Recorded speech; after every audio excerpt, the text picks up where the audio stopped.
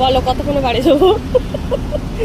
জমানো নিয়ে যাবো 3.5 ঘন্টা থেকে 3.5 ঘন্টা, মোটামুটি 4 ঘন্টা। 6:30 বাজে 10টার মধ্যে বাড়ি, কথা দিলাম। পেটে দিয়েছে বোধহয় উদয়। 11-12টা বাজে। না না না, এতক্ষণ কিরম গাড়ি চালিয়েছিস আমি জানি না। তুই বল 12টা হয়ে গেছে। কয়বার ঘুমেছিস রাত্রে? দুবার। ঘন্টা করে দুবার।